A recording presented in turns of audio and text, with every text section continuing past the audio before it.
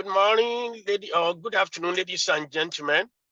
We are just waiting for a few minutes to accommodate those who are signing in so that we could have some sizable numbers. Buki, kindly move the speakers to, you will need to move the speakers to panelists. Okay, sir. All right, thank you.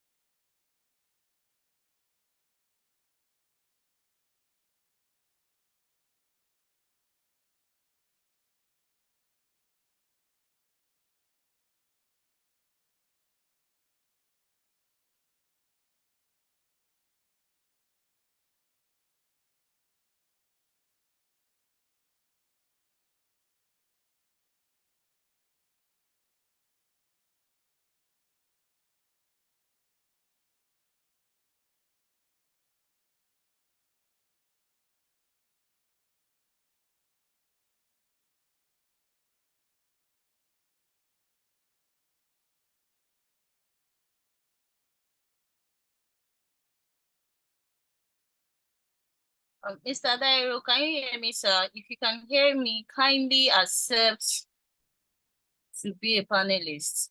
Thank you. He has accepted. All right. He's a co-host already.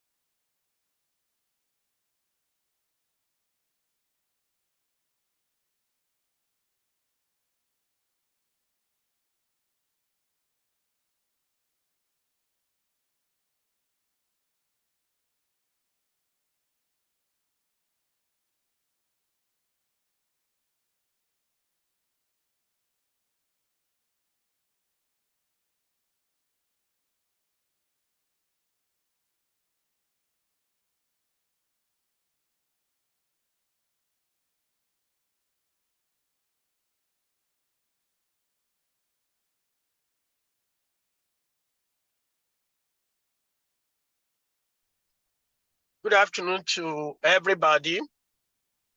It's nice to have you today as we discuss the customer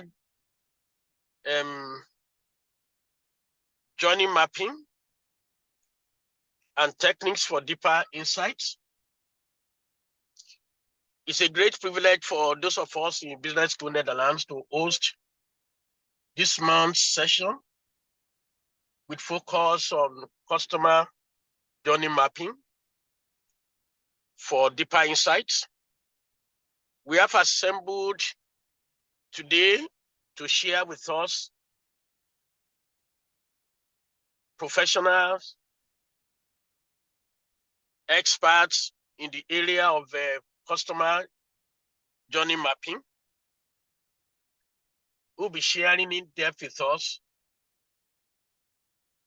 a number of things as to what it means, how to go about it, how to data mine, and how to make the best use of the data for the purpose of marketing, branding, or whatever we would like to do with the data. Today, we will be opening with the reason and rationale for what. So it's a great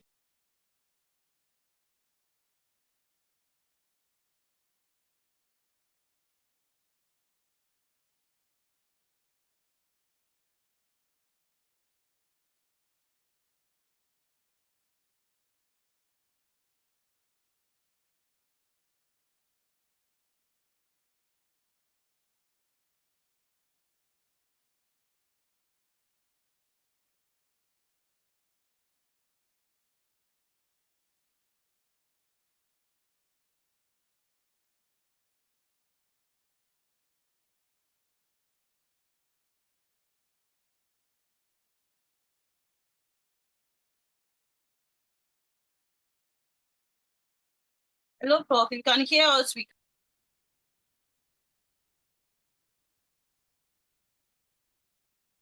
Hello, LB. I can hear you. We couldn't hear you. Your mic was muted. Oh, sorry. I asked you to move to the next slide. Sorry. Can you hear me now? Yes, sir.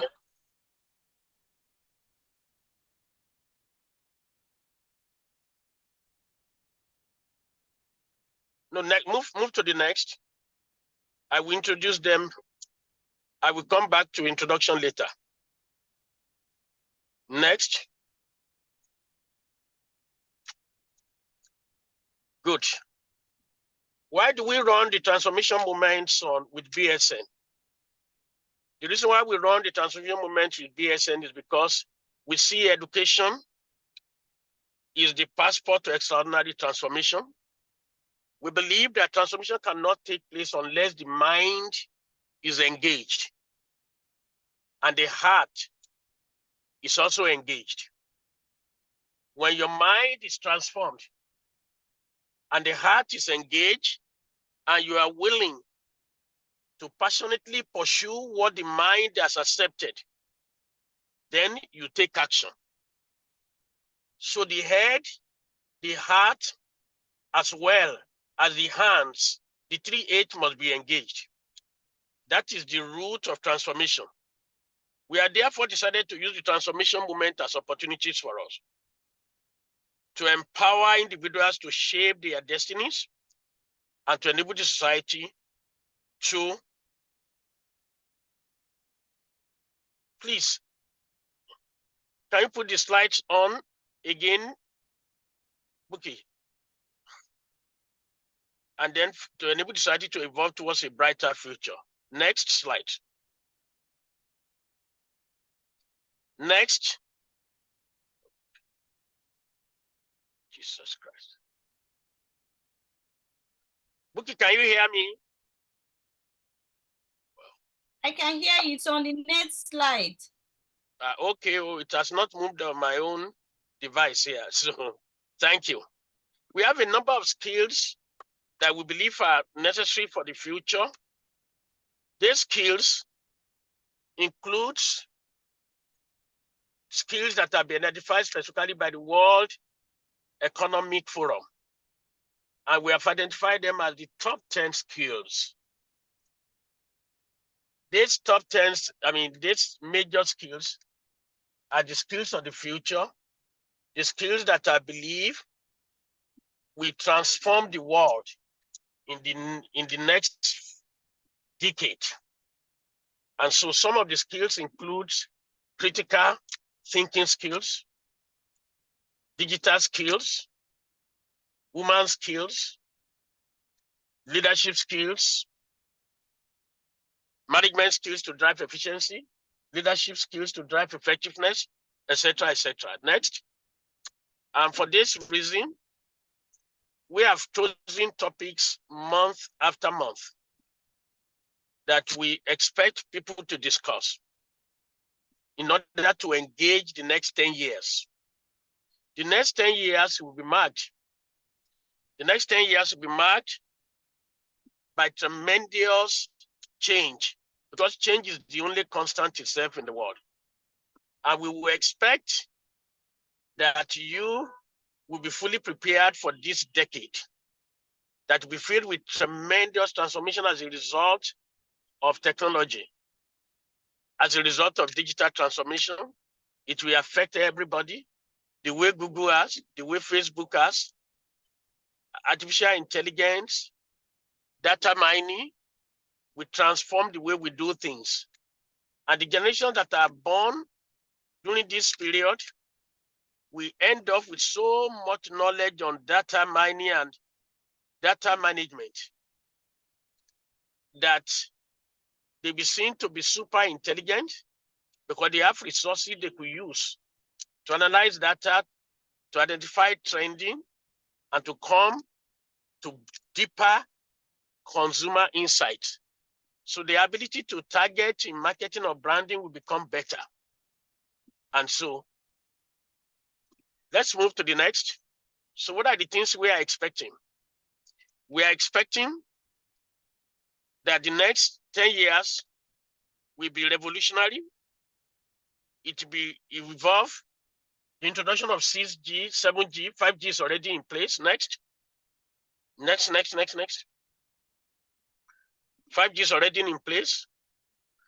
We'll be able to develop some competencies, skills, and there will be wider disparity between the rich and the poor associated with the fact that the knowledge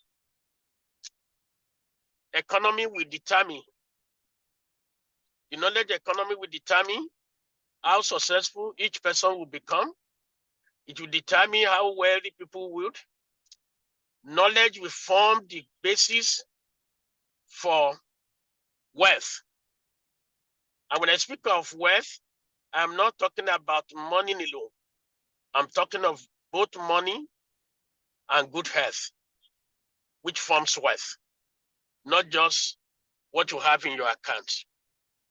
So the difference between the rich and the poor will widen, and it is clearer that money will become digital. Next.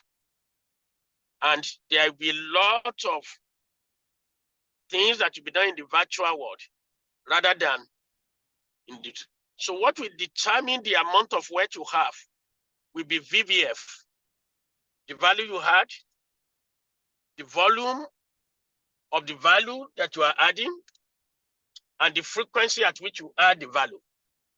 So it means you're either adding value to an individual multiple times in a day to create wealth, or you're adding value to multiple people in a day to create wealth, or you are adding value in an exponential order to multiple people, multiple times each day, every moment, in order to create wealth. Next.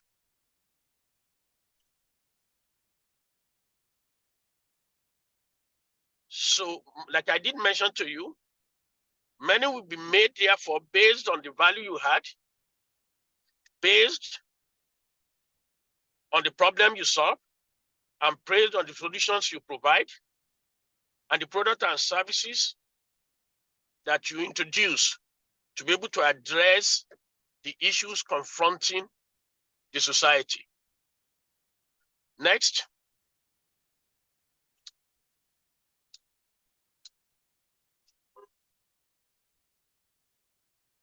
So what we've got to understand therefore is that we will need information.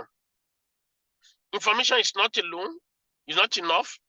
We will need education. Education is not enough. We will need knowledge. Knowledge is not enough. We will need application. And after we've applied some of the knowledge you're acquiring at BSN transformation moments on Zoom like this, we will need to gain mastery. Become more skillful and gain mastery. And we cannot gain mastery until we learn how to teach other people. Because it is in multiplying our knowledge and mastery is gained by actually expanding and teaching other people. So mastery is gained through teaching other people. According to action learning, what I hear, I easily forget. What I hear, I see, I begin to remember. What I hear, see, and do, I begin to understand.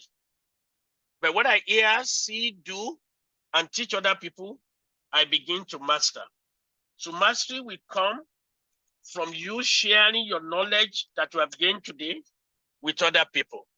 Next.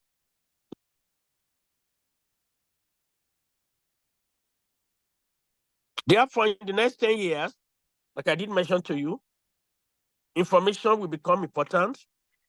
And you have to move from just merely having information to having education. You need not just to have education and have degrees, you need to have deep knowledge. Next, knowledge alone is not sufficient. You need to build competencies. And so you need a number of people who are going to be your teachers. The traditional teachers, the role models, the so-called counselors, the so-called mentors, the coaches, as well as the sponsors. Those who support you in your career, they will be internal to your organization. And at times they don't show as coaches or mentors. They move behind the scenes to support your career, to support your dream as an entrepreneur. You will need these 6 categories of people at any material time in your life, including those of who are above 60 years old and you've already retired. We cannot avoid this. There's no end to learning. And so we will continue to require these categories of people. And so next, and so if you do not have all these people, you better start to engage, because we need them. Next, because we need them at any material time. So the world really pays you for what you know. They will normally pay you for what you do. Knowledge alone is not enough. You must apply knowledge. And one of the best ways to apply knowledge is to therefore experiment with what you have acquired. When this expert has finished talking to you today, I would like you to jot down the key things you want to change. What you like to start to do, what you like to stop doing, what you like to continue to do. So they will validate some things. They will show you that some things are right, that you are doing already. And they will validate some things that you are already doing that you continue with. But they will also show you new things you need to start to do in customer mapping. And they will also show you maybe some things you are not doing right. You'll be able to understand them. So you must identify what are the things to start doing, the things to start doing, and the things to continue to do. And as you apply these ideas, you will realize the fact that you become a better individual. So can we therefore move to the next? Professors accumulate knowledge, but professionals apply knowledge. That's the difference. Mastery and skill are very critical. This is where we are going. We expect that over the next few days, few weeks, few months, you will build on your mastery. And we will be in a position to use information, education, knowledge, and application, which are important. Because if you do your certificate, we give you access for the job interview. Your knowledge will give you the job. But it's your skill, your mastery that will give you promotion and keep you at the job when the going is getting tougher and tougher. And the organization is downsizing, or the organization is prioritizing and want to choose the most important personnel or priority people to continue with the job in a period of difficulty that we currently have. Next.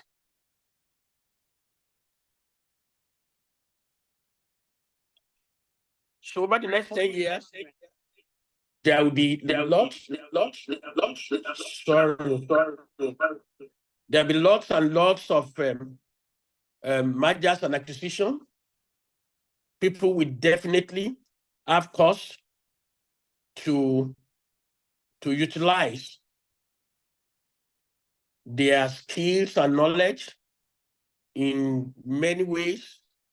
And when companies are going through mergers, acquisitions, or downsizing, there will be need for people to also excel and to be seen to be specialized and to have specific mastery that will be useful in the new emerging organization.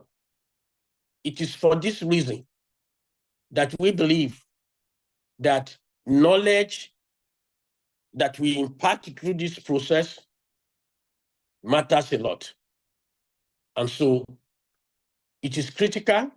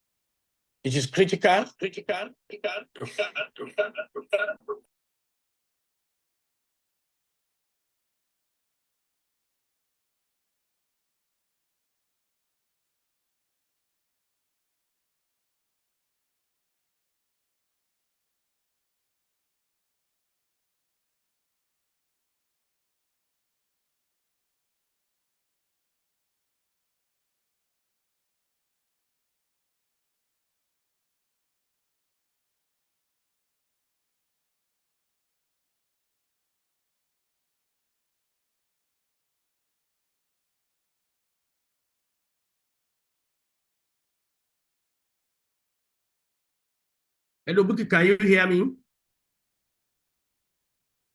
I can hear you now. You were logged out before. Okay, thank you. I'm back. Thank you. So effectively, we see very big opportunities for each and every one of us to be able to use technological advances and artificial intelligence. We start to take human job, and under those circumstances, opportunities exist for us to have survival skills, to have navigational skills, to have global skills. We will need multiple skills. We will need to have skill range. We will need to have skill set. And we will certainly need to have different skills and complementary skills. And skill is an application done repeatedly for the purpose of gaining mastery. Skill is application done habitually. It's taking action with improvement at the back of our mind. It is consistency, but consistency in improvement. So the 7 masteries that we expect you to master over the next few years is the mastery of visionary communication, as well as leadership, marketing, financial intelligence, goal setting, and personal mastery. You may want to look at your performance in these areas of mastery over the next, we look at your performance in mastery over the next few years and continue to improve. Look at where you are low. If your mark is below 6, it means it's low. If you are 4, make up your mind to step up to 6. If you are 6 or 7, step up to become better so that you gain mastery in all those 7 areas. The ability to demonstrate vision, communication, leadership, marketing, financial intelligence, activity management, goal setting, as well as your ability to have personal mastery. Ladies and gentlemen, determine where you are at the moment and find a way to upgrade. Attend our program regularly. Like I did mention earlier, look for teachers, role models, counselors, mentors, and coaches and sponsors in the 7 areas. Look for every learning opportunity like we have currently provided, and both virtual and physical in all areas. let your values be transformed, transform your mindset, your head, your heart, as well as your hands, what you do with your hands, transform your masteries, transform your life, transform your empowering value of the organization, transform your culture, your team, your organization, your community, and then make some impact so as to leave a legacy. Impact does make sense because impact means that you are demonstrating inspiration, you are pursuing meaningful purpose, you are demonstrating passion in what you do, you are taking action in the things you are learning, your values are important, your character is showing through. And every day you are improving on whatever you are doing. So transformation is a journey. So it's happening every now and then, and it's happening on a daily basis. And we believe we have what it takes for you to make a big difference, to fulfill your unique purpose in life. So your SHAPED, your SHAPED is the key to make that difference. The S represents your special. The S represents your special gifts. Every one of us is talented. H represents the seat of your passion, which is the heart. And I've mentioned the need for you to connect your head and your heart and your hands. A is your abilities, your competencies, your skills, your masteries. P is your personality. And you are a mix of both extroversion and introversion. You are a mix of melancholy, choleric, sanguine, and so on and so forth. You are not one, you are not two, you are a mix of all of them. And so your personality will have to be put into place, into use at an appropriate time. I must know which part of the personality is important for you to use at any situation. You must be able to understand the need for situational leadership and to know what to do, which part of you to use at a material time. Your experience matters. Every positive experience you want to repeat, but every negative experience you want to learn lessons from them and keep going. And the D is your choice, your decision. Even though I may have an identical twin where our shape is the same, what makes a difference is the choices we make. Our decisions determine our destiny. Because education is the passport to extraordinary transformation, because it empowers leaders to shape their destiny and enable society to evolve towards a brighter future. We've therefore decided that and thought through in line with the words of Nelson Mandela, is the most powerful weapon which we can use to change the world. That is the tool that Business School Netherlands has, and that is the tool that we are using today to educate you on customer journey mapping and the various techniques for deeper insights. We therefore want you to be bright, to be brave, to be bold, to be beautiful, and brilliant. I welcome you to today's Transformation Moments with Business School Netherlands, with the topic of customer journey mapping and techniques for deeper insights. I have with me today one of the most respected pioneers on customer journey mapping, a specialist on customer value management, one who has deepened his knowledge. All the areas I've spoken about information, education, and co, he has passed through all of them. And he has deepened his knowledge in this area up to a PhD level. He is an enterprise and business to consumer, commercial, and marketing leader. He's led several commercial and marketing functions within mobile telecommunication, working with both local and international telecom bodies, organizations, and iGaming industry across Europe and many African markets. An expert and leading strategic partner, who has been able to build bridges between the academia and industry through academia-industry collaboration to accelerate and drive the commercialization of innovation and strengthen product development. He's the Vice President of Marketing and Analytics for Live Food International, that is consulting for multiple multinational firms within Europe and Africa, Middle East region. And he's a visiting faculty of University of Pécs Faculty of Business and Economics in Hungary. He's a faculty member of Manchester Metropolitan Business School, a fellow of the Chartered Institute of Marketing, and has published over 15 practitioner and academic papers in peer-reviewed international journals. Ladies and gentlemen, shall we please welcome Dr. Adeolu Dairo, a mentor to me, Vice President of Live Food International. Welcome, sir. You may choose to show your face, sir, just briefly, so that I can move on to the next people. Deolu, thank you. Thank you so much. We'd like to see your handsome face. It's a pleasure to always see you. Deolu has been my mentor for over a decade now. He has taught me several things, but he never taught me how to make money.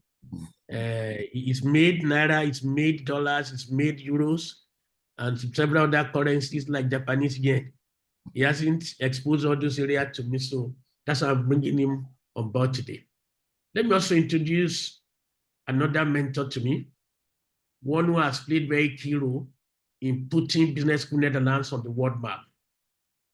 A man of distinction, a man of excellence, a seasoned growth and marketing professional with over 12 years of experience in various industries, including e-commerce, IT, energy, fintech, art tech, property management tech, edu tech, everything tech. With his career foundation at Konga, a major African e-commerce company, he moved to Eskimi as head of marketing for Africa, and later to the financial institution, where he led the growth and product marketing team for multiple digital products. He co-founded Growth School UK, one of the Nigeria's most prominent digital marketing communities, establishing himself as a mentor and trainer. He specializes in and teaches and engages people and inspires people on digital marketing for the Chartered Institute of Marketing UK, Digital Marketing Institute in Ireland. He holds a postgraduate diploma in professional marketing from the Chartered Institute of Marketing UK, an MBA from the prestigious Business School Netherlands, a certificate in strategic marketing from Lagos Business School. He's a member of PM Alliance and ambassador of AIPMM USA. He is committed to leveraging technology to drive business growth and support the development of marketing professionals and entrepreneurs globally. Ladies and gentlemen, it's a great honor for me to introduce Oluwatobi Adekunle, the CEO and founder of Growth School UK. Welcome, sir. Thank you so much, Prof. Thank you, sir. Really On that note, thank you. On that note, may I ask Dr. Dairo to please roll on by starting this customer journey mapping and techniques for deeper insight. Thank you. And thanks to Buki, who was able to help me. I was in another engagement earlier, and it took me some time to be able to get to my computer. So I had to make use of to support me. Thank you so much, Buki. God bless you. Over to you, Deolu. You can share your slides. Good afternoon. Good afternoon. Good to see you. Good afternoon, everyone. Thank you. Yeah, it's a great opportunity to be here and to discuss this topic. This topic is rich, and I don't really know how much justice we can do to this within the next 1 or 1.5 hours, to be honest. But I think it's going to be an ongoing discussion for a topic like this. When we talk about customer journey mapping and techniques for deeper insights, let's even start from customer journey. And let's talk about the classical description of customer journey. I'm not sure if I can share 1 or 2 slides. Okay. So, hello, sir. Start to share. To share. Once you start to share, mine will go off, and I've even closed down my own slides. Okay.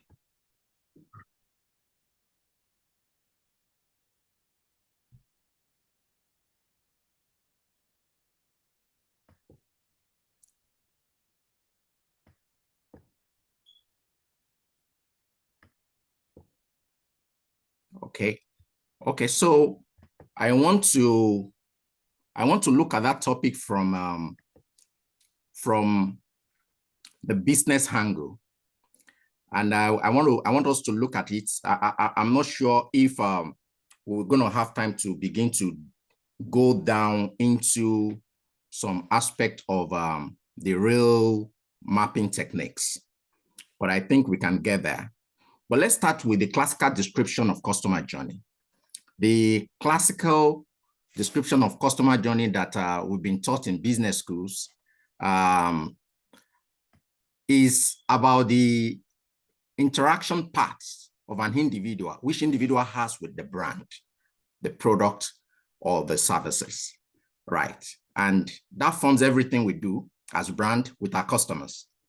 That forms everything we do because at every point in time, our customers are talking to us.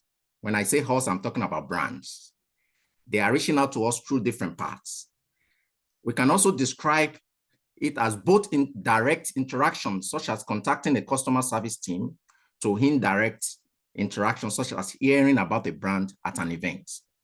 At every touch point or at every opportunity that the customer has to interact with the brand, that is what we refer to as customer journey. In the classical way, in the textbook way, in the business school way, we refer to as the journey, which it has been well documented as the awareness stage, the consideration stage, the purchase stage, the retention stage, until a customer becomes an advocate of a brand.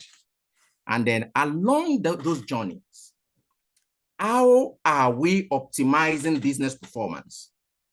Either at the awareness stage, at the consideration stage, at the purchase stage, at the retention stage, at the advocacy stage, to a stage where the customer will no longer have any relationship with the business. In telco, where I have a very strong background, we call it the shun stage, where a customer either ports away from your line, from your network, or the customer decide not to even either top up or use your line anymore. Or a stage where the customer now begin to bring his or her friends to your network. That's the advocacy stage. So this is the customer journey. So how do we map? How do we understand what goes on from each of the stage to optimize business performance? That is what this webinar is all about. What do we do at awareness stage? What do we do at consideration stage? At purchase stage, do we relax because we started getting, the brand has started making money from the customer? At the retention stage, what happens? At the advocacy stage, what happens? This is the end-to-end customer journey. And what you do at every stage as a brand, determines what happens at the next stage, determines how much value you can extract from the customer at each and every stage that customer is with your brand. Now, the evolution of digital marketing, the technology has really made a mess, if I may use that word, I've really made a mess of this classical definition. Why did I say so? Because with the evolution of digital platforms, digital marketing, and everything, it's now difficult for a brand to say in particular that this customer is at this particular stage of the journey, because this journey can now happen within, these 5 stages can happen within few minutes. Customer can decide to move from awareness to consideration to purchase to retention to within few minutes. Another customer might take a whole 6 months with a brand to stay at only the awareness stage, and that customer will not progress to consideration stage.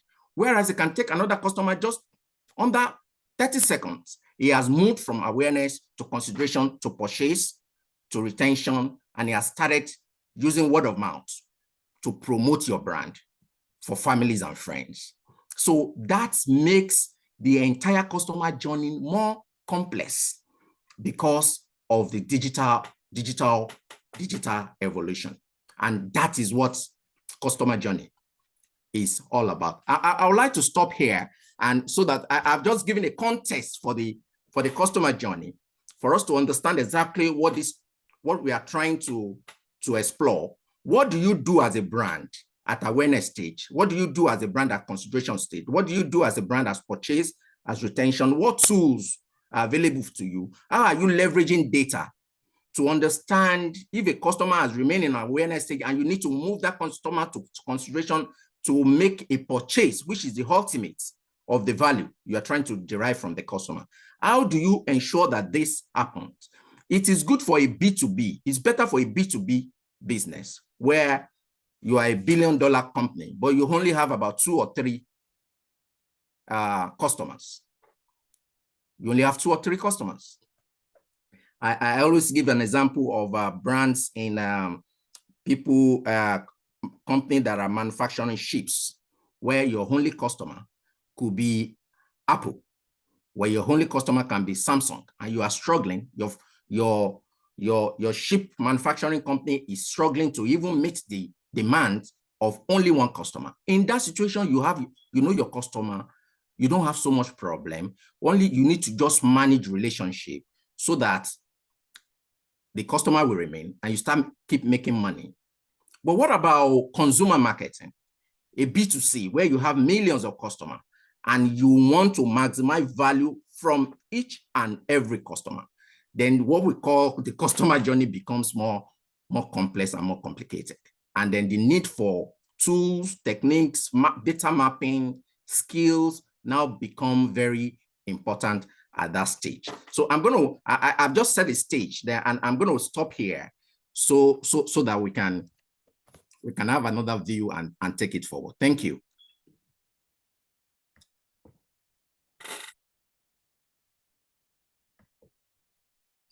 Thank you. I thought you were going to finish your total presentation. Okay. Because we have allocated to you about 30 minutes, then we would have Toby to make his presentation as well. Okay, that's very good then. So let me round up then.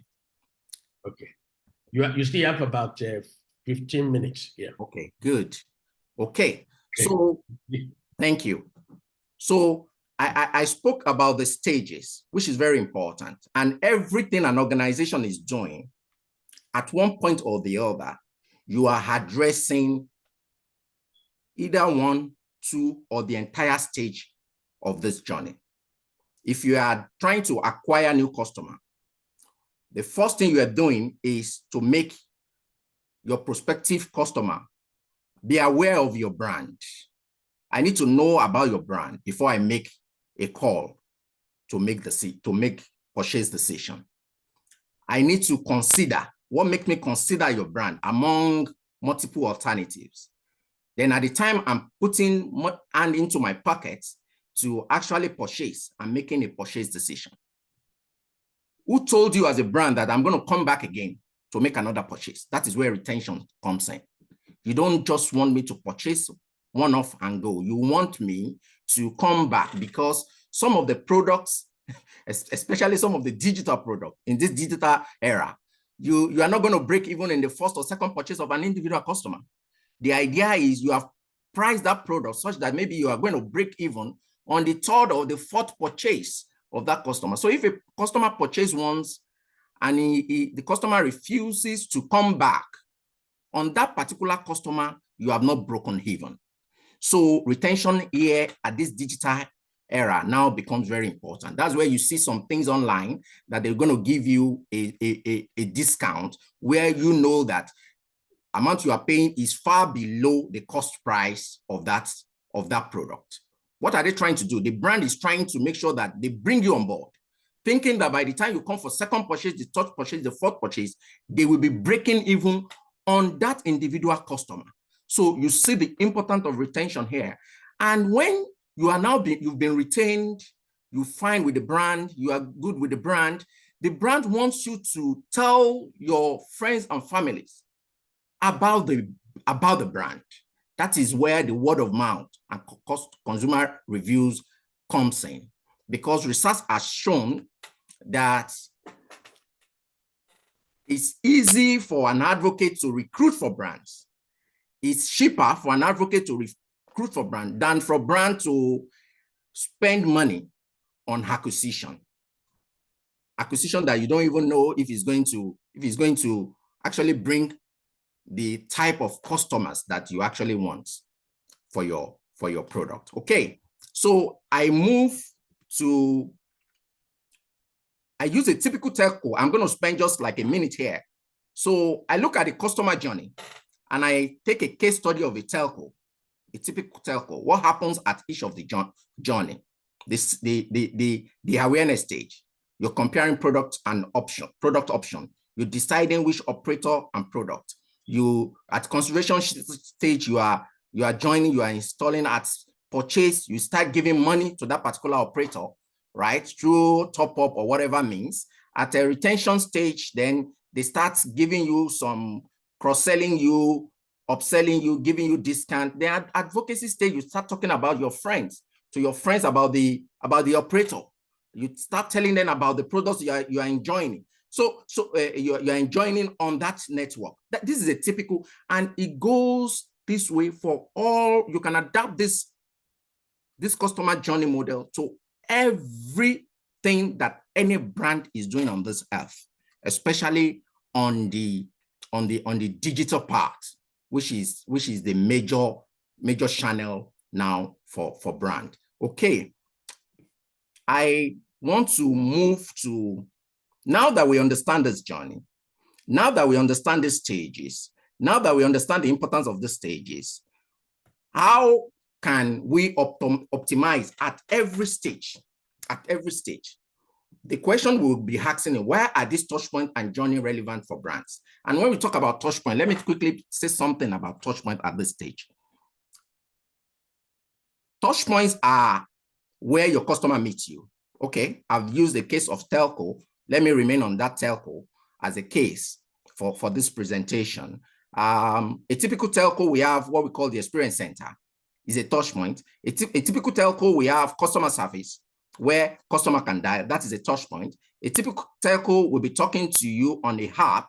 We have a mobile app, that is a touch point. A typical telco, we have a website where information and because of AI, you could even talk to a machine through the website. That is also a touch point. A typical telco, we have maybe social media handle where you can talk to them, where you can reach them, which a lot of people are using now. That's also a touch point. All these touch points are very critical for a brand. Where a lot of brands have not reached in the customer journey is ensuring that the entire touch point is Omni, what we call the Omni channel, where if I go into an operator customer service or what we call experience center, and I make a complaint today, if I call that same operator tomorrow through my mobile line, can that operator link the conversation of yesterday in the experience center or in their shop? Can they link it? Can the individual talking to me today link that conversation and continue resolving that issue based on my last visit to the experience center? If I go the third day through the website and I start talking to them on the website or through the social media handle, can they link the conversation in the two previous touch points and continue talking to me along? This is where customer journey is very complex for a lot of brands. We don't have so many brands that have developed capability, the omni-channel capability to address the customer journey map along this description. And that is where a lot of brands across the world are trying to get to, that if you talk to me across any of my touch points, I must be able to have integrated all my systems with robust capability to continue discussion and to continue surfacing you as if you are talking to me from the previous touch point. And that is the complexity around the mapping and techniques, how we leverage data and capability to address customer at every touch point. Okay, I'm talking to brands because I see that everything we do is about brands optimizing revenue, driving business performance. So I'm not going to talk more about the tool. I'm just going to talk about more to the brands because that is where everything starts from. If a brand understands exactly what to do, then they will do it correctly. Companies finding success in transformation their customer journey are discovering that 4 practices are critical. 4 practices are critical. Now I'm going to talk about those practices quickly. How you can optimize your customer journey, leveraging techniques, insights, data that you have across the enterprise to optimize every stage across the customer journey. The first is the process. Are all processes in your organization mapped against end-to-end customer journey? What does that mean? That means everything you are doing in your organization, from HR to product development, from product development to marketing, from marketing to everybody in the organization, is the customer. Everything they are doing, their process, is it mapped against the interest of the customer? Because from my experience, what we do most in organization is some people feel that addressing customer journey is for some people within the organization, for marketers, for IT, for product development, but the process that we develop in an organization, that people that are not having direct interface with customer must address the customer journey. That is the first thing. The second is the diverse skills. Do you have people with diverse skill sets on your journey redesign team? Diverse skill set. And I'm going to talk about that diverse skill set a bit because it's what I've experienced and the importance of skill set in trying to optimize performance across the journey map. The innovation. Are your ideation sessions sparking true innovation or derivative ideas? And when I talk about the ideation section, I'm talking about everything you are doing in your organization to the interest of customer. Do you want to launch a product? You must talk about it. Ideation will happen at that stage. Are you trying to solve customer problem? Are you trying to make life easy for your customer along their journey with you? Are you making your recruitment easy? Is your website relevant to your customer? The way they sign up for your product, is it seamless? Are they finding it difficult to sign up? Are they finding it difficult to find information around your website? Are they finding it difficult to get response? Can they get what they want easily from you? These are things problems that you are solving through the ideation session. Then the agility. Is your organization as agile as your journey team? Okay, let me speak to. I've spoken about the process. This slide is just breaking down what we've spoken about. I want to talk more about I want to spend a bit of time on the diverse skill set, because this is where I see problems for a lot of organizations, right? Big problem for organization. Many bring together IT employees and business experts to redesign customer journey. This collaboration helps, but it is not enough.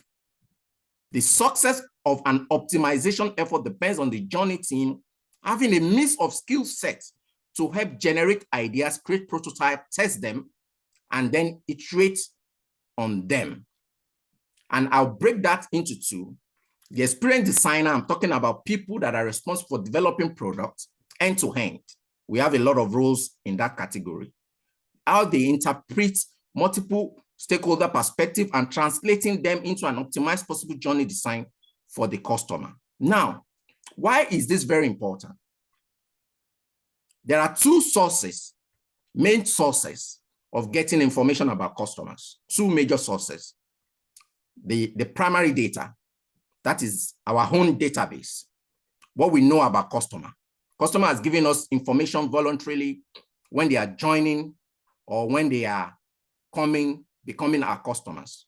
I'm going to come back to telco as my case. I joined a network. I've given information about myself. My recharge pattern, my usage pattern, my location, my type of device, where I live, how much I use on data, how much I use on voice, what they call value-added service. Am I using mobile money? All those information are readily available with the operator. That is the richest information that any brand can use to optimize business performance across the journey map, across the customer journey, right? Now, those information are not sufficient. And that is why you see brand investing in research. The research budget for a typical marketing department of an organization that is big is very huge. It's very huge. Why is it huge? Because the information you have about the customer is not sufficient for you to make a robust decision that can optimize business on your base, on your customer. Why? So you need to invest on third-party research. You need market research company to give you more information. How are they seeing my brand?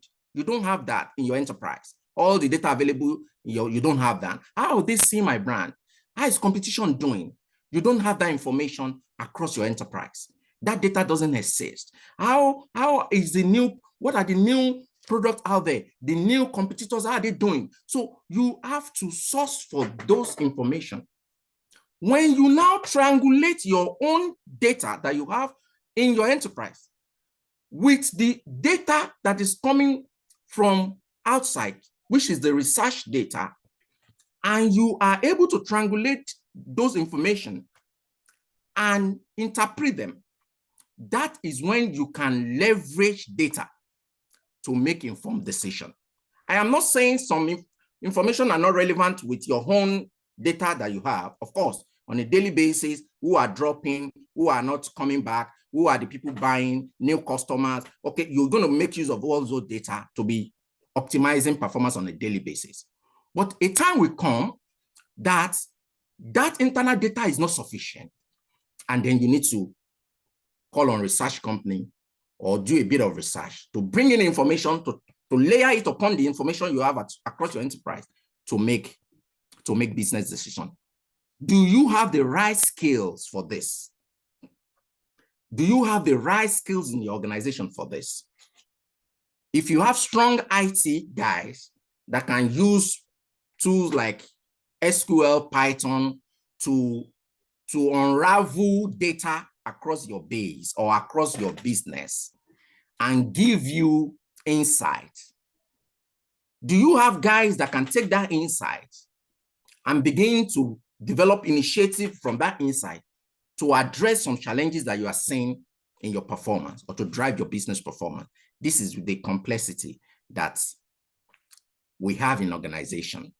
And then in my submission or in my conclusion, I tell brands that you cannot have that expertise bringing it from outside into your organization.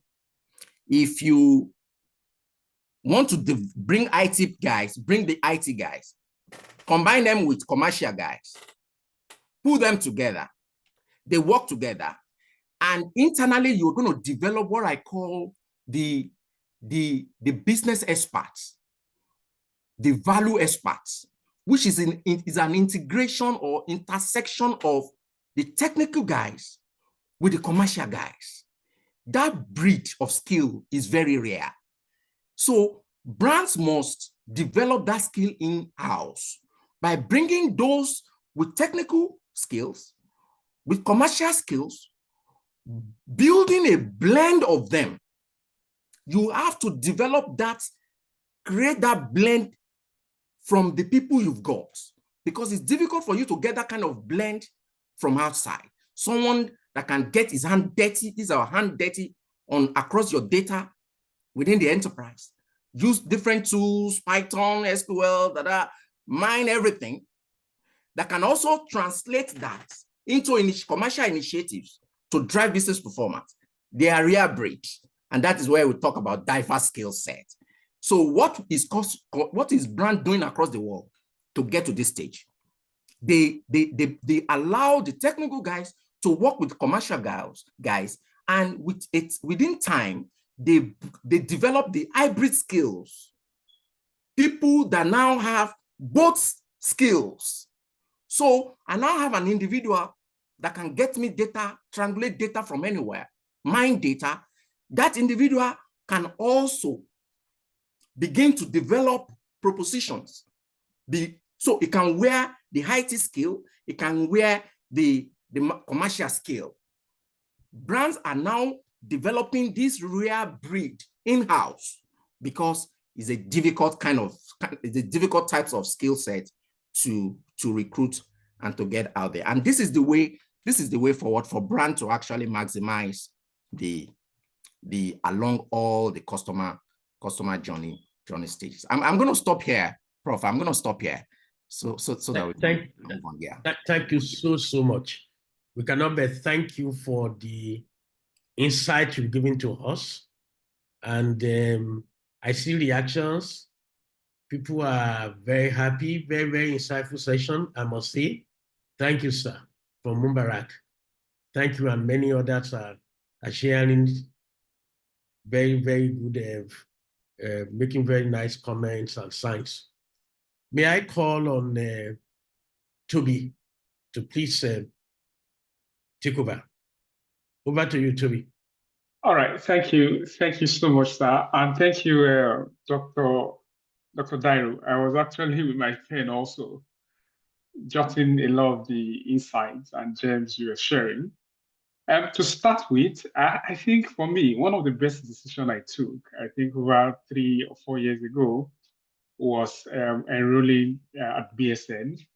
I can categorically say that with the help of God, immediately I started that MBA journey, a lot of things changed.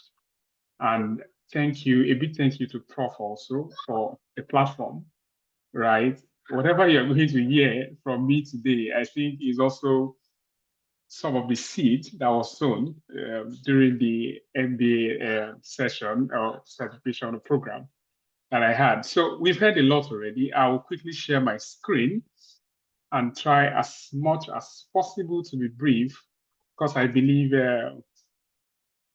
Doctor has given us a lot of insight already. So I'm going to share my screen. Just let me know where you can see my screen. I know you are currently seeing a blank screen, but something is coming up soon. Okay, so I will try and simplify things, and because doctor is doctor, I'm still learning, and I'm still growing. So I'll try and simplify some of these things and just try and make it much easier and relatable. Doctor is more on the tech, telecom side. I'm more on the tech side. So a lot of my explanation or examples will also revolve around technology. So what is customer journey mapping? Simply, it is a visual representation of the customer's experience with a company. So you as a customer, whatever product, whatever services, whatever brand you are interacting with, what we are trying to say is there is a journey that led you to that, right?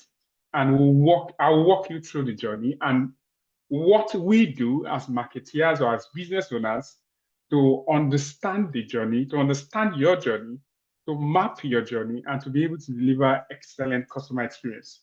So those are the things we are going to be talking about. So literally, if you want to improve your customer experience as a business, you need to understand and adapt the customer journey you offer when somebody is interacting with your organization or with your brand. So whether the journey is entirely online, is offline, or a blend of both, you need to understand what the journey looks like. A lot of businesses today don't pay attention to customer journey. So you see brands start up, you see businesses start up, and they're not asking questions. Some businesses start up and they're finding it difficult to scale. Some are finding it difficult to break through, and nobody is going back. Like Doctor said, you put IT guys in charge of customer journey to probably rework or remodel it. You just put people together and not understanding that sometimes it is beyond that. For me, I think primarily it is the prerogative of the marketing team to lead whatever re-engineering wants to happen within the customer journey mapping space. So quickly, I will talk about the different types of customer journey model that we have. Customer, simply put, is just a framework that outlines different stages. You saw Doctor presented one, the awareness, the consideration, and all of those stuff. But I need to let you know that there are different types of model, right? We have the McKinsey model introduced in 2009 that talks about the awareness, consideration, evaluation, purchase, post-purchase. We have the RACE model, the reach, act, convert, and engage. We have the easy to convince buyer. And I'll give you an example. If you want to buy a toothpaste, do you need to think about it? You don't necessarily need to go through the awareness, consideration, because it's an impulse buying. Sometimes it's an impulse, like, okay, I need this thing, I need to get it. And you buy it. Oh, you're in the supermarket. Oh, we need toothbrush. And you buy it. So you are not necessarily going through all of those awareness, consideration, interest, and all of those bits. Sometimes those are particularly for product, and that is the linear model, right? The linear model is where you have the awareness, consideration, purchase, retention, advocacy, and all of the beautiful stuff. Then you have the non-linear model. So Gartner, according to Gartner, they argue that the modern business B2B buyer's journey is non-linear. It doesn't follow awareness, consideration. I'm just putting all of this explanation out. It doesn't follow that sequence. And because there are multiple stakeholders involved, so you want to buy a SaaS product, software as a service solution, an enterprise solution for your company. It is not one person that will make the decision. The product might be used by the marketing team, but the IT head is involved. The chief financial officer is involved. Your CEO sometimes is involved. So it is non-linear. Somebody is aware. Yes, there are multiple people that need to be aware. And there's one person that will probably sign off the business to say, okay, buy it. So in that case, there is a different type of customer journey model or mapping that also follows. We have the plain chart, we have just the basics, we have the emotional map. There are quite a number of them, but I don't want to make this an academic session. So I won't go into details of the different types, but just as an explanation, those are just the simple ones you need to know for B2B, for B2C, and for a general user. So there's something I'm going to touch on here. I think Doctor touched on the awareness and every explanation around the stages. But what I want you to know here is what you need to do at each level of the stages within a business or within your marketing team. There are some things you need to do. So like Doctor explained, customer first realize that they have a problem, right? Sometimes they may not know they need a product or a service. And one of the things I want you to take out of this session is that nobody is buying product. Nobody is interested in buying your service. No. People are interested in solving their own problem. I've said this multiple times at every opportunity I have. And that has always formed the basis of the things I do, even the places I've worked, even my own business. That first off, people are not interested in your brand. No, they are not interested in whatever you sell. It is an enlightened selfishness. They are interested in solving their own problem, right? So sometimes people don't even know they have a problem until probably they are researching. So during this stage of the customer journey, your responsibility as a company is to deliver educational content. I was enjoying Prof's slide as usual at the beginning. I was hoping that Prof will run through all of the slides because I was finding the information valuable. It was helping me identify things that I never knew were even obtainable. Okay, in the next 10 years, these are the things I need to start looking at. In the next 5 years, in the next 1 year, these are the things I need to do. That is your responsibility as a business. You need to help the user identify that they have a problem, not that you want to sell a product or a service. So some educational content you can create is how-to articles and guides, white papers, general ebooks, free courses, and you can share them on Touchpoint like your blog, your social media platforms. You can work on your SEO so that all these articles are visible when people are searching. So remember, at the awareness stage, they are not looking for your product. They've identified a problem, or they are trying to identify a problem or solve a problem, and they are researching a solution. Once you begin to work with this mindset that nobody is interested in my product, but they are interested in solving a problem, as a business, you begin to work from the angle of solving a problem rather than selling a product or a service. In the consideration stage, customers have researched enough to realize that they need a product, right? At this point, what they are doing is they are comparing brands and offerings, right? Okay, this is my problem now. How do I solve this problem? Okay, brand A can solve it. Brand B can solve it, right? So they are comparing what value offerings your business or your brand is bringing on board. So during this stage, your responsibility as a business is to deliver product marketing content to help your customers compare different offerings and eventually choose your own product or your service. Remember, I'll go back to what I said earlier. With the focus that you want to solve a problem, you are not just pushing your. If you work in a B2B SaaS environment, it's a different ball game entirely. You will realize that it's another pocket of beans. It's different from whatever you've learned about marketing, because people need information that will make them look like they are making a smart decision. Whatever it is you are offering as a product, they are really not interested. They just want to show to their own business that we've made the smart decision by going with brand A or brand B. So your responsibility is to help them to make that decision to choose you.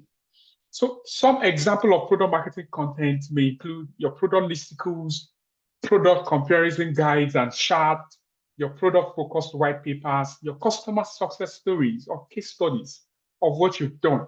So a lot of the times when you see case studies on a company's website, it's not because they just want to talk about how people have used their product. It's because they have intention. So if these are things you're not doing, you need to start thinking about it. How can we do a product evaluation that we can put on our blogs and on our website to help our potential customer make an effective decision? So touch points, what are the touch points that you can put some of these things? Your blog, your website, the social media platform, you attend events and conferences, and these are things you can probably share with your potential customers. Decision stage, like Doctor said, in this stage, customers have chosen a solution and are ready to buy. So as a business at this point, you need to be very careful. A lot of the times we get so lost in the selling process, or we get so engrossed with selling that we lose all of the buying signals, that the customer, the prospect, the opportunities are showing us. Because we are so invested in selling that we are invested in addressing the pain points and the needs of the customers. So you need to be self-aware here that to say, okay, once you see 1, 2, 3 signals, then you should probably know that it is time to buy. So this is not a time when you are sharing educational content, or product content. No, it is a time you are getting customers to make purchase. So what are the things you need to do at this stage? You are sharing your demos, you are doing your free consultations, you are doing your product sign-up pages, your pricing pages, you are pushing it to them, say, oh, in case you're ready to buy, these are the things you need to look like. You're setting up a session with them to do a free demo. You need to be aware. So these are things you need to take cognizance of, especially if you are within the B2B space. If you are within the B2C space, it's much easier, right? Because your checkout process, your contact us page, or you have a product form, or they've downloaded your app, they're signing up on your app already. These are just signals to tell you that people are ready to go with your brand. The retention stage, they've purchased your product, they are staying with your company, but you still have a responsibility to encourage them to stay. You know, it is not a time where you sit and relax, like Doctor said. It is very much easier, especially in the telco environment, for people to churn. So it is a time you want to show more value. It's like being in a marriage, right? You married your wife or your husband. You need to continue to nurture that relationship. It works the same way with business. But a lot of the time we feel it's different. They are almost the same concept. Oh, I've gotten this product now. You've gotten this wife now. Then you're treating your wife anyhow. Then one day your wife can come and say, I'm not doing it again. Or your girlfriend can say, no, you don't know how to take care of a woman. It's the same way with product. You need to take care of your customers in such a way that they feel like they owe you. They owe you that commitment. They owe you that responsibility of staying with you.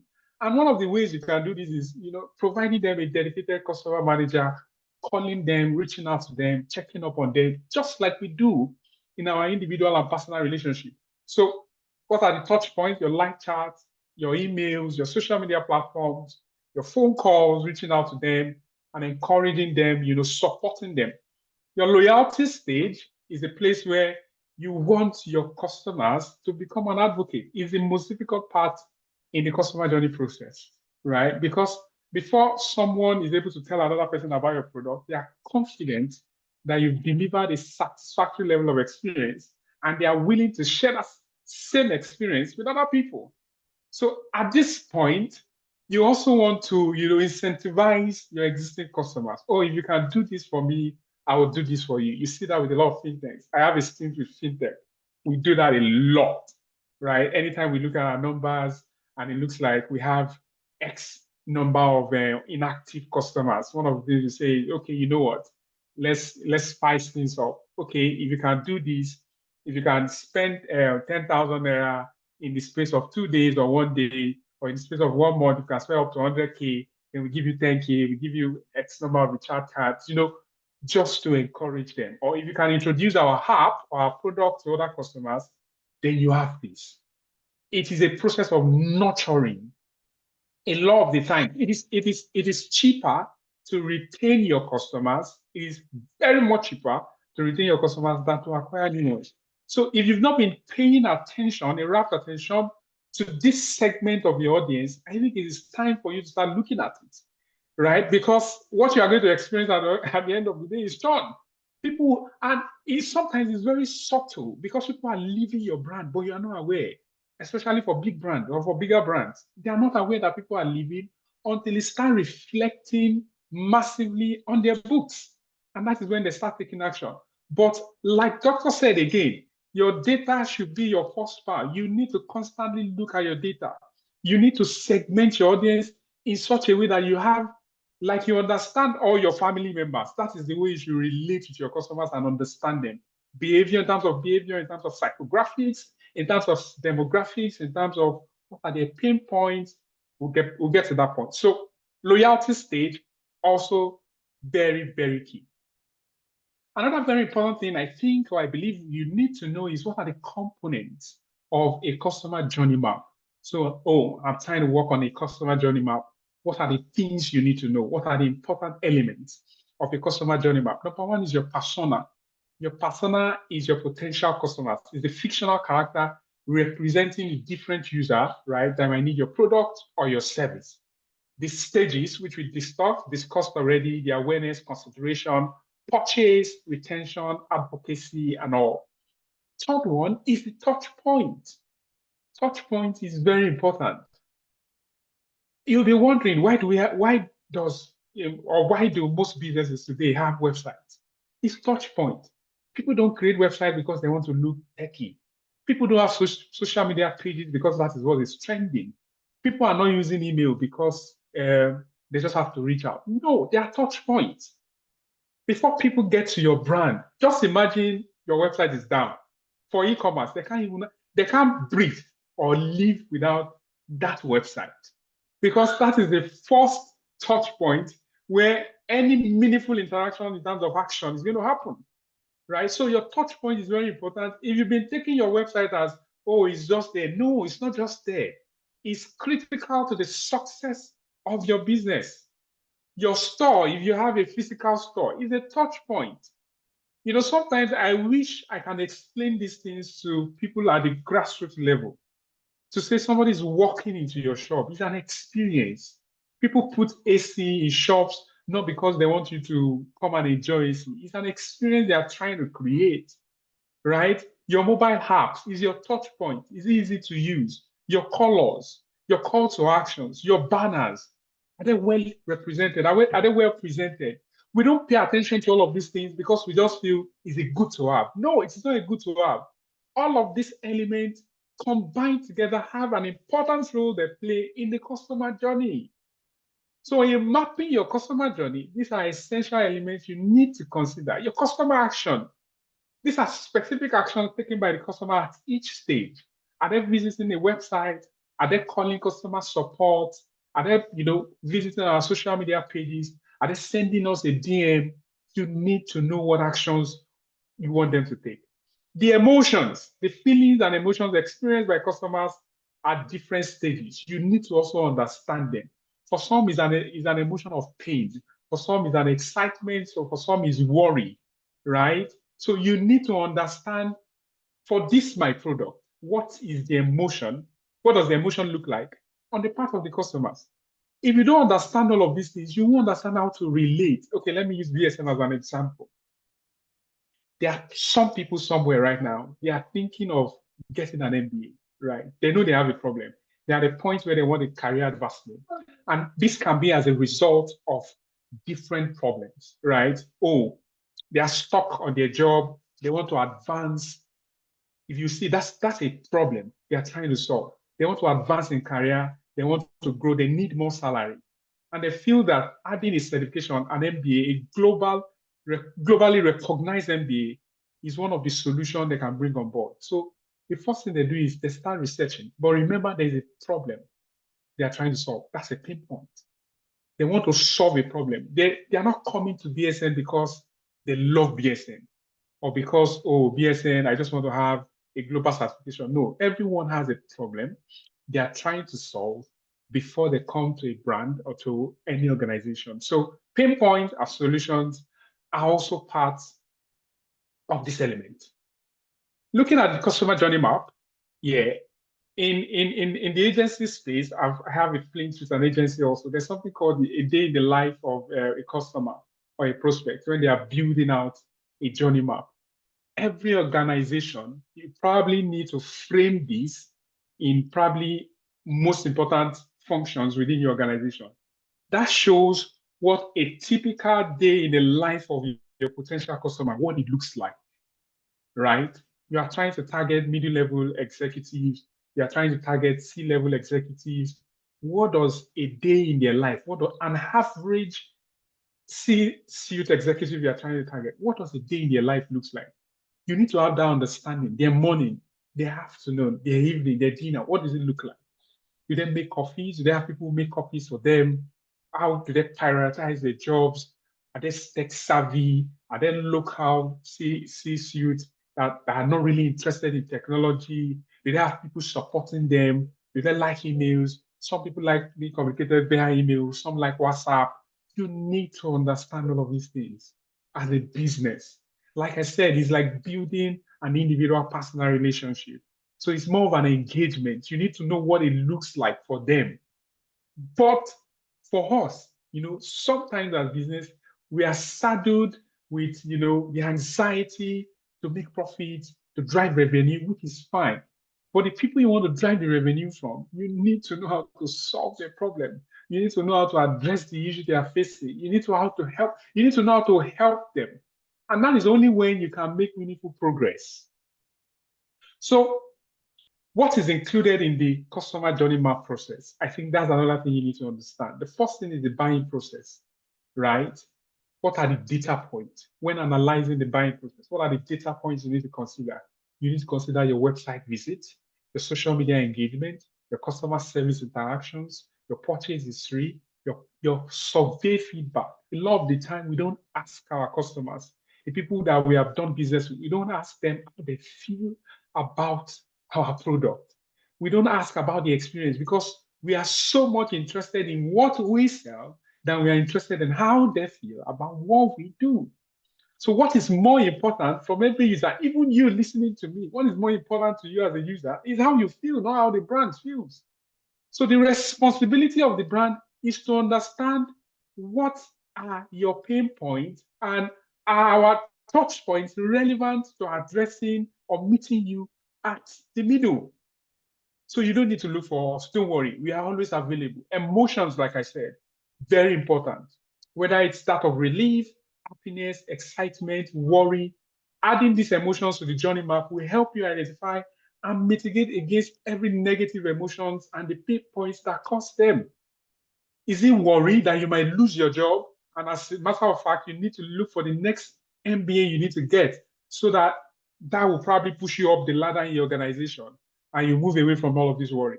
Is there an emotion of excitement? You want to buy a car, right? Is there an emotion of relief for some people? So all of these things we need to understand. I have a practical example here, right? And I use like a fictional name. So this is a journey map for an EcoWear, a sustainable clothing brand.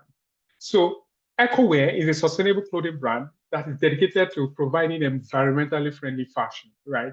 So there is a lady called Sarah. Sarah is a 30-year-old urban professional committed to sustainable living. Sarah is committed to sustainable living. So whatever you do, you need to be able to match what you do with the type of audience you're trying to reach. I was at an event and I remember a speaker saying, a lot of the times we focus on the audience size and not on the potential customer size, which is customer size. You know, you feel, oh, a lot of people need our product. As small as bottled water is not for everybody until you come to the realization that it is water that is inside the bottle, but it is not targeted. It shouldn't be targeted at everybody. One, for different reasons, because it is not everybody that can afford bottled water. So with that alone, it means your customer segment or audience you caught by is already shelved by how. So you need to know who you are marketing to. Sarah is 80, occupation marketing manager, location United Kingdom. Value, sustainability, ethical fashion, quality over quantity, channels used, social media, company website, email, list of all of this is I just read out now. You need the same for your own customers also. You need to know who they are. You need to know their location. You need to know what they value. You need to know what their pain points are. You need to know what channels they use. So for instance, for awareness, the touch points will probably be social media, Instagram and Facebook, blog posts, influencer reviews. Sarah, for instance, sees an Instagram post by an eco-friendly influencer wearing an eco-friendly clothing, read a blog post about sustainable fashion and mentions EcoWear. And Sarah thought, this brand looks interesting and aligns with my value. This is the mindset. It is more about brand value alignment, right? If I'm to advise anyone to take an MBA today, right? Today, as I am, the first that comes to mind is BSN. And the reason is very obvious, because it aligns well with my brand value. I used to tell some of my friends, some of my friends who cares to listen, I said, I've never seen it created a scare for me. I've never seen an MBA so thorough that it impacts every part of your life. If you walk through that journey, it impacts every part of your life. And the impact is so strong that you're always willing to share, you're always willing to talk about it. That is some level of deep brand value alignment. And that is what people are looking for. They are looking for brands that aligns with their value, not just brands that they can buy from. Can this brand represent what I think about? Can I represent this brand? Can I wear them?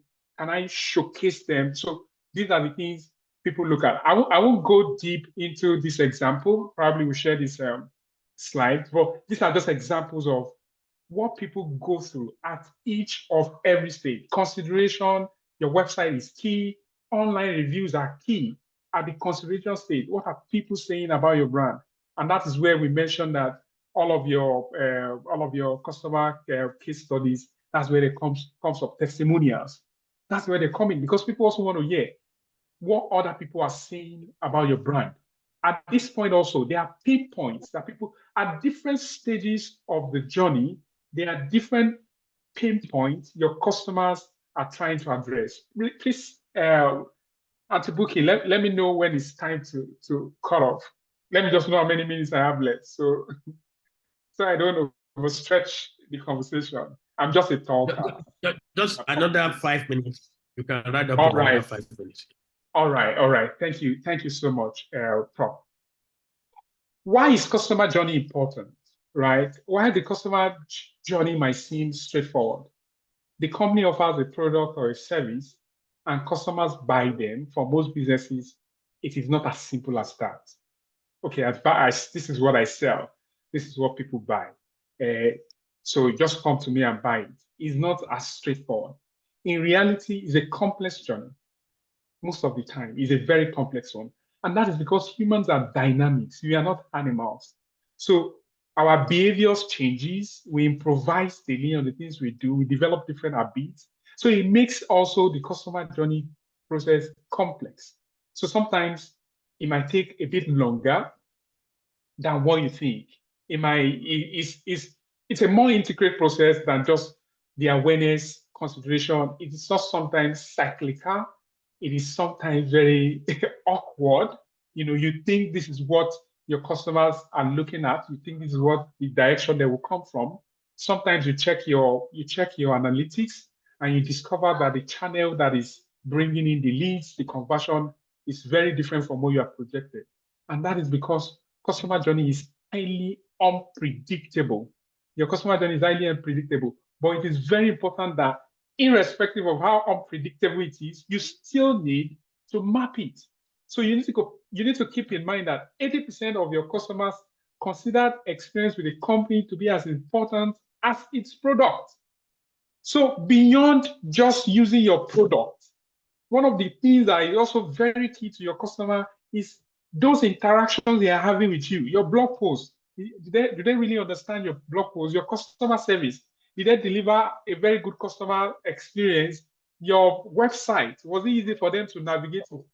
All of this combines to explain the journey that the customer has, even before coming to have an interaction with your product. So by mapping this journey, your marketing, sales, service, IT can understand, visualize, and gain insight into each and every of the stages of the customer. So there are processes to these, there are customer journey process you need to go through. There are tools that you can use. You can see an example of some of the tools that you can use to create the customer journey process.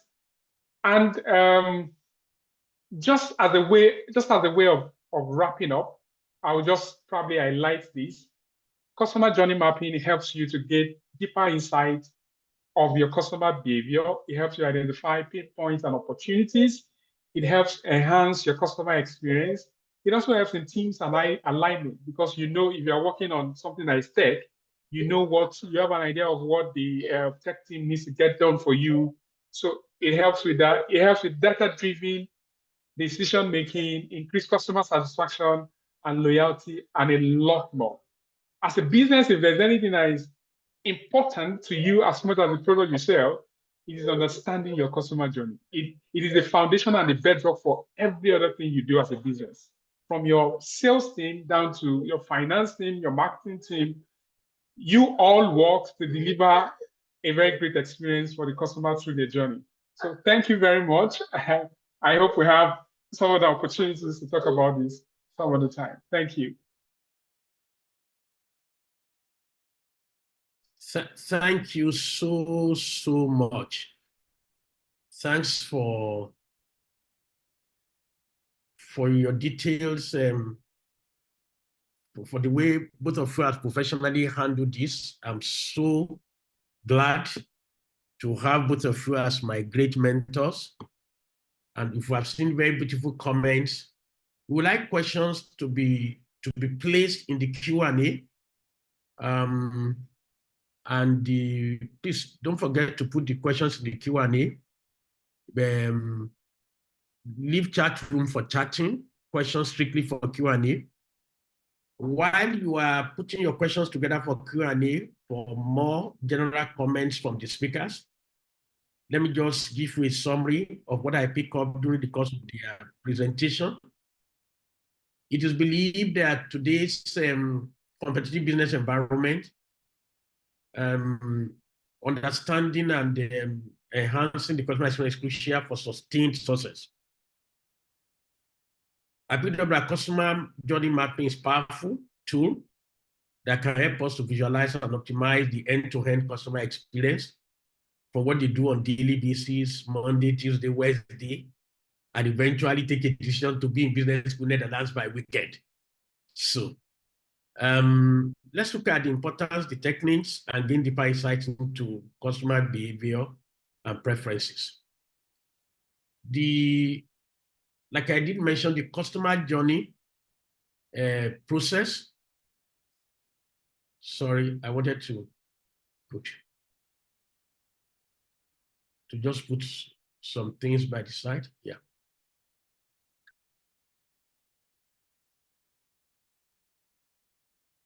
Good. The customer, understanding customer journey mapping. You must have seen the two presenters, they provided some detailed visual representation of customer interaction with the brand from initial point of contact to post-purchase experience. It covers touch points, actions, at times emotional response. And as we map these elements, we can gain a deeper understanding of the customer experience, identifying their pain points, discover opportunities for improvement, also identify their joy points. And on a scale of 1 to 10, you can map how satisfied based on customer experience they are with each of the touch points, so as to know where to fill the gaps and what you need to reemphasize in terms of the strength of your brand. So the customer journey mapping allows us to enhance customer experience as we address pain points. We can create smoother and more enjoyable experience. If, for example, customers are frustrated with the complex checkout process in an hotel, the business can streamline it to improve satisfaction and reduce cart abandonment rates.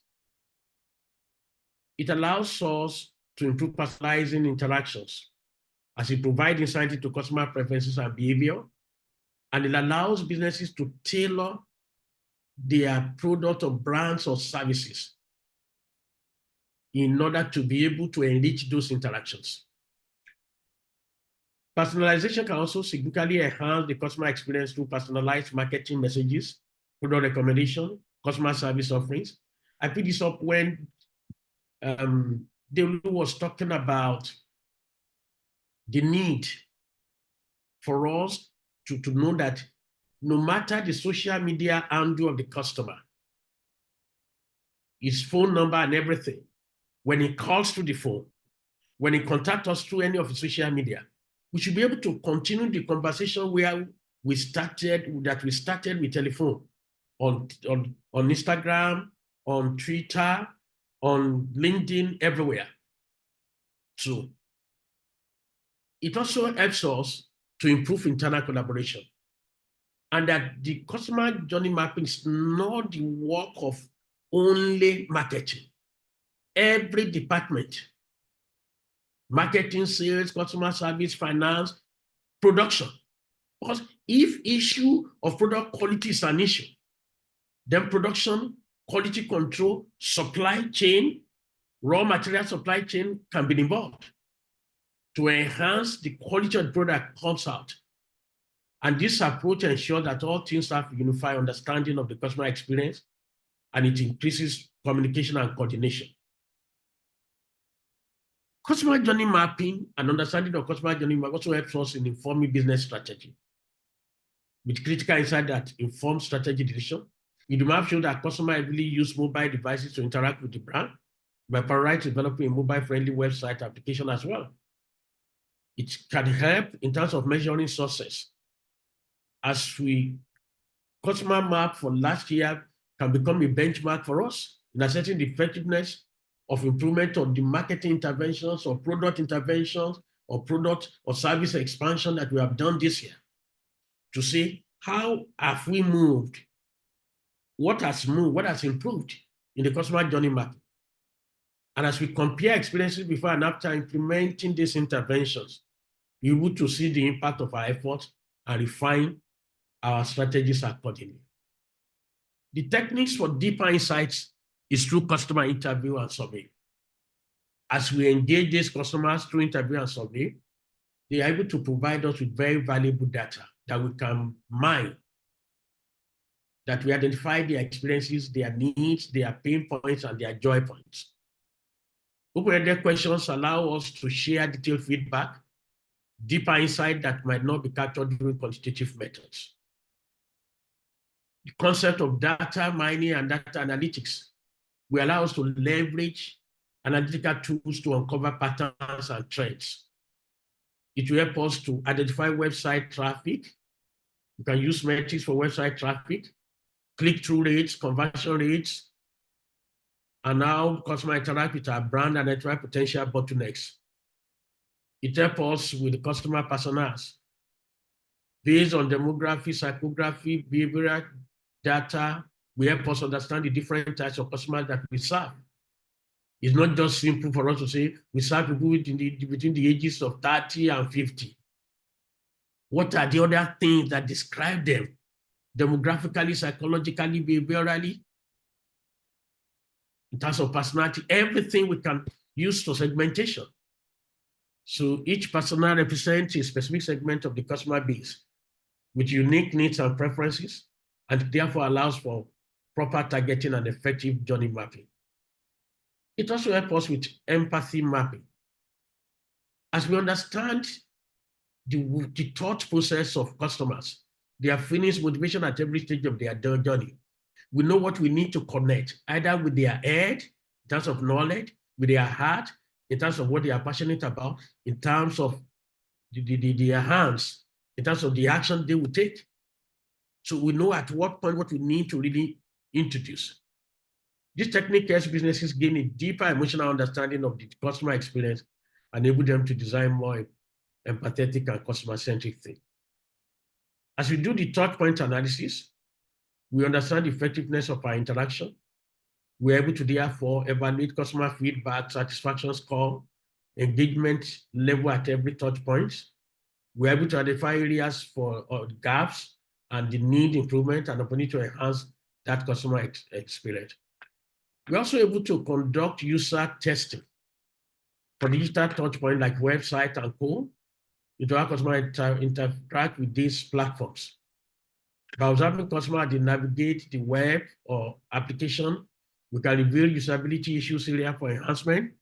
We can make the best use of artificial intelligence to know the thought process and how each of the customers is linked to other sites that they visit.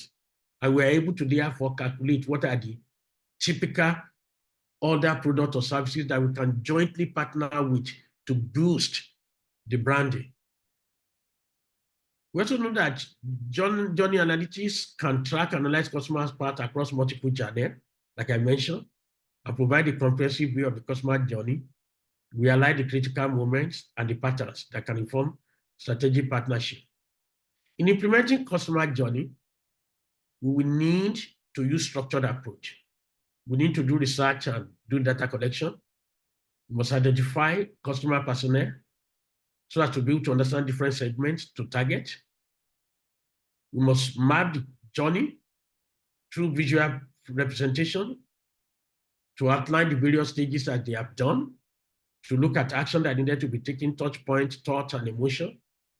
We must analyze and identify insights, the gaps, the opportunities.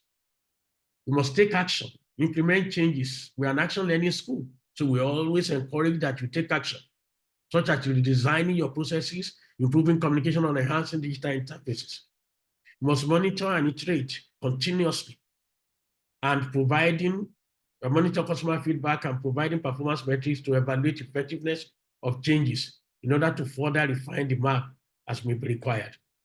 In conclusion, customer journey mapping is an essential tool for business seeking to gain deeper insights, And as we visualize customer journey and employ techniques such as customer interviews and various data analytics, empathy mapping, we can uncover critical insights that drive strategic improvement for our brand and indeed for our organization. In this era where customer expectations are constantly evolving, customer journey mapping provides clarity and direction that is urgently required to actually enhance customer satisfaction, add value, foster loyalty, and achieve long-term success. And this is the guarantee to sustainable business growth. Ladies and gentlemen, all this have been brought to you through the Business School Netherlands, a school where you study in Nigeria and you graduate in the Netherlands. Thanks to large number of over 2,000 members of the community in Nigeria, over 1,000 graduates who have had course to study here and graduate in the Netherlands. Thanks to the quality of high level of our satisfactory pass rates, thanks to the yearly intakes and to worldwide accreditations that makes BSN to rank among the world's best 10 MBA schools. Thanks to over 8,000 MBA graduates worldwide today. Thanks to existing now over 950 students worldwide in various schools in different countries today. Thanks to over 87% of graduation rates of the executive MBA. We thank the likes of CEO magazine that has kept us over the past decade on Taiwan Global MBA ranking, putting us in the top 10 globally in terms of quality, in terms of diversity, in terms of class size. Our biggest class size is about 25. So we have demonstrated timeless excellence, consistent recognition, and global rankings over a decade, irrespective of where you want to work in the world. Our MBA puts you in top rank anywhere in the world. And particularly, there's an ongoing 50% scholarship on tuition for Nigerians, which I think you can take advantage of now. These are the people to reach out to in the events that you like to reach out to our key program officers. Want to make some inquiry on MBA or maybe our mastering programs, our short courses. We can also be accessed via Facebook, LinkedIn, Twitter, Instagram, by phone, or through our website. I'll be glad. We hope you will take away today that education is the most powerful weapon which you can use to change the world. It's therefore time for you for personal reinvention, which will lead to your professional and career reinvention. When you look at what Adekunle had mentioned to you, he said, to be mentioned to you, he said he had a personal transformation. It's time for you to also reinvent yourself. Our takeaway today include the fact that knowledge is of no value unless you put it into practice. We want to put into practice what that we have learned today. I've seen very favorable comments, which is good. Remember, intelligent people solve problems, whereas people prevent problems. Step into your organization, apply the concept that you have learned today into your organization, and make a very big difference in the way you see things. I want to encourage you to know that all the information you've gotten today may have inspired you. Without application, it's going to lead to frustration. It's like somebody is very knowledgeable, but has no opportunity to apply what he has acquired in form of knowledge and education. But the information that has inspired you today, when you go back to work tomorrow and you start to apply it, it leads to transformation. This is the secret behind the success of every graduate or every student in our school.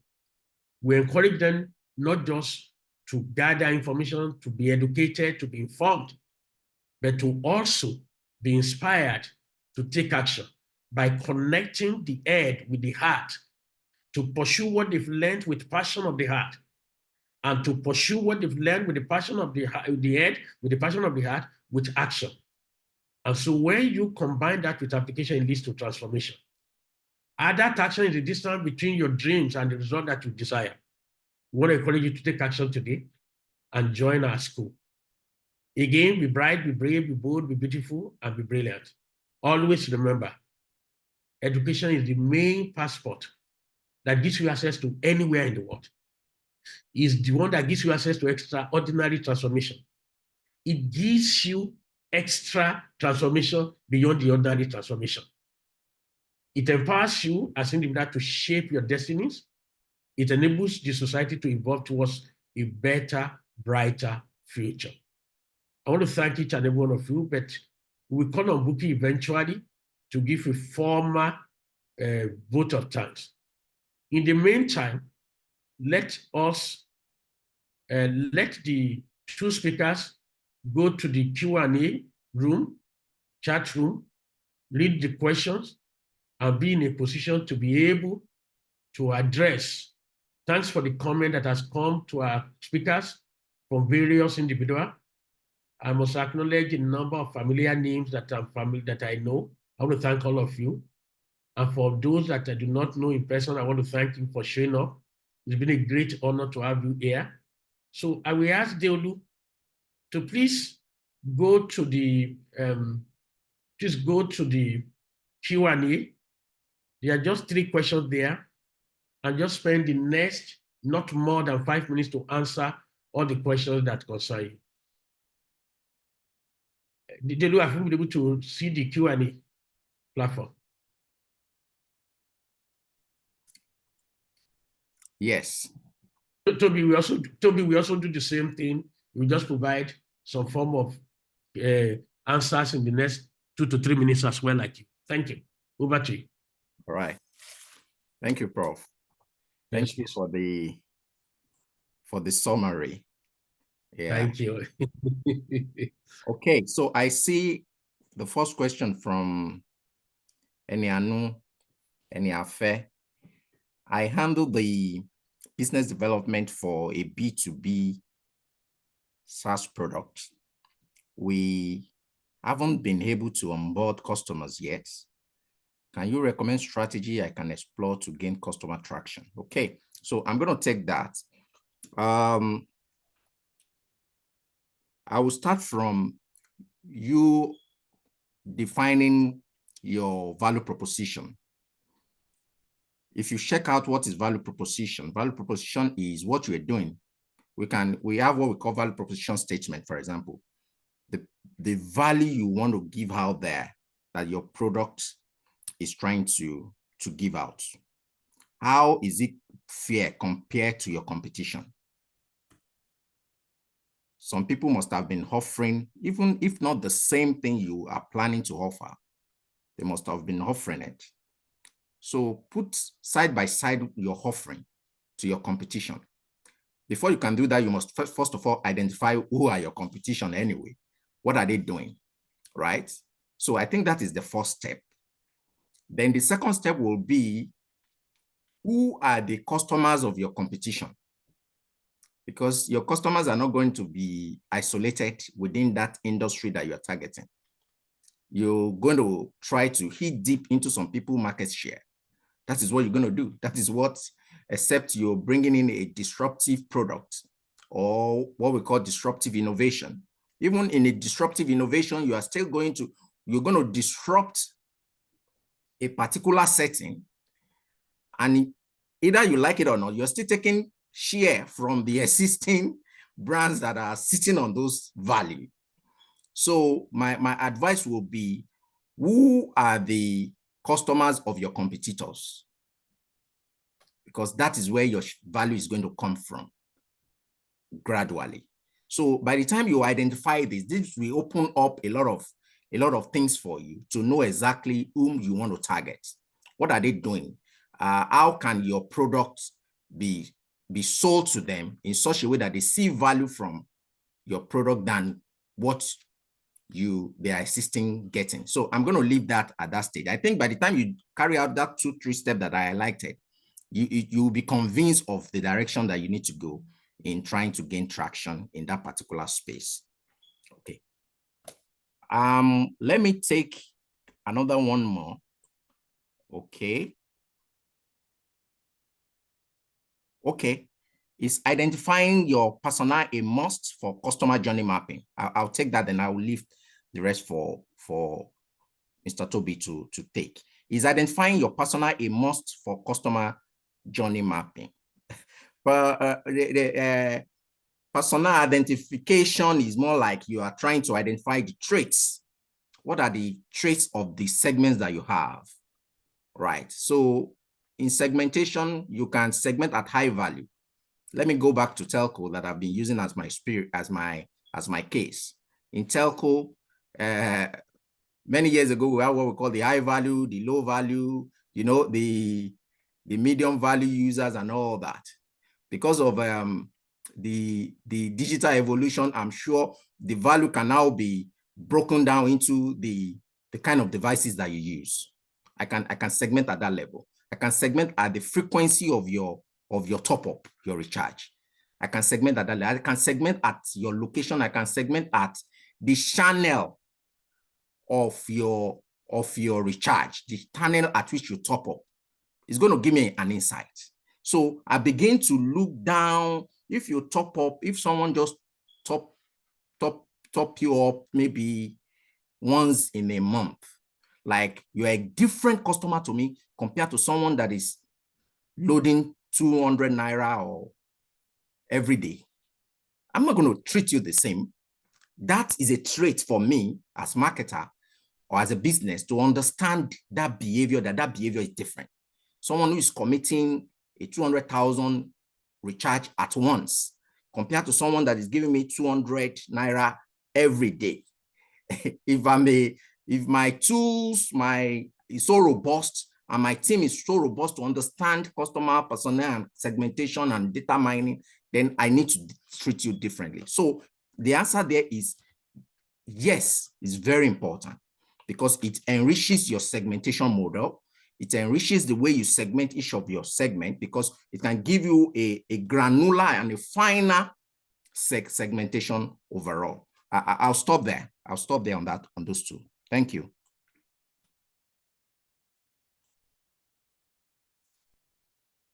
Thank you so much. May I ask Toby to hand you some Q&A session? Yeah. Okay, so on the first question, I would love to say B2B SaaS product is a hard sell, and I really feel for you. I feel for you, my brother. It's very difficult. But one thing I'm sure of is if you have the right strategy, which is what you're asking for, and I doubt this call we can discuss about strategy, about the strategy you need. But one thing I would just say is understand your ideal customer persona. A lot of the times we are selling the right product to the wrong people, and we think we are reaching out to the right people. And because there are multiple stakeholders involved within a B2B, right, you need to know who exactly is the decision maker, who is an influencer, who is a gatekeeper, and have a clear idea of what you're saying to them. As a business development person, you also need to position yourself as a thought leader within that space, which naturally can attract users to you. It can attract potential customers to you. Let me give you a practical example. While I was working with a tech company in Nigeria, we needed to reach the CEO of a particular bank in Nigeria, and it was very difficult. And one of the things I used to do, even up until now, is to create content. So I started creating content related to that product, not about the product, but something about the solution the product is offering. I did that consecutively for like 3 months. And guess what? I just took the bold step. I just reached out to the CEO on LinkedIn. I sent him a message that, sir, we observe banks have been just provided an insight and would like to come and talk to you about how this will help you save revenue, improve your processes, do X, Y, Z, and that. And the following day, he responded, the CEO of the company. And from my guess, I felt the man will have probably checked me up. Look at what I've been talking about. You can't be talking about politics on your LinkedIn page and be trying to sell a contract lifecycle management system. And of all you've been talking about, nothing is related to how your product. So there has to be an alignment within that space. Then your outbound sales, your cold outreach, your inbound marketing, ABM marketing strategy, are they integrated? So it's a lot of things, sir. It's a lot of things. So I doubt if But because I've been there, I think I have an idea of what can be done. I think Doctor answered the second question perfectly, so I won't touch on that. On the third question, Mr. Mubarak Ibrahim, there are a couple of tools you can use. Some tools are just for designing. An instance is Lucidchart, is just for you to design it, to build it. Microsoft Visio also is for you to design it. But one framework, one that gives you an idea of what the frameworks look like, I'll recommend an HubSpot. They have a lot of frameworks around how you can build a customer persona and probably develop a customer journey. They have framework for you can use. Maybe it's something I can download and share as part of the resource if that's going to help. And if I have time, I think I can do that. I'll probably share with Auntie Buki. So that's all from me. Thank you. Thank all of you for showing up today. But somebody had been prepared for that specifically, and is the one who has handled this in a very professional way over the weeks, trying to gather people together, make choice of topics, look for speakers, etc., etc. So may I call on Buki Bukola Ayeni to please share a vote of thanks. It's 2 o'clock already. Yeah. I would like to also announce that we would send to all attendees copies of the slides in PDF format to all the attendees. And we'll also send, I think, a link for recording. Thank you. Buki, over to you. Hello, Buki, can you hear me? Thank you so much, Prof. I don't know if you can hear me. It's raining here, so. Yes, can you hear me, sir? We can hear you now. Yes, please. Hello? Hello? We can hear you. Okay, now. So thank you so much, everyone. Thank you, sir. I want to thank everyone. My name is Bukola Ayeni, and I want to thank everyone. Most especially, I want to thank the panelists and the attendees. This wouldn't have been possible without you being here. Thank you so much. I'd also like to announce that the MBA set is starting in September, and application is open for everyone. So kindly reach out to us, as you can see on the screen, for inquiries, questions, and clarifications on how to start. Don't worry, we have a very flexible payment plan for you that will suit you and also suit your finances. Thank you so much. And thank you so much, Professor Larry Bale. Thank you for the sacrifices, for this support, and for the coaching all through. Thank you. Thank you, ma'am. Everyone. Have a blessed weekend. Thank you. All right. God bless you. Bye, everyone. Yeah. Bye-bye.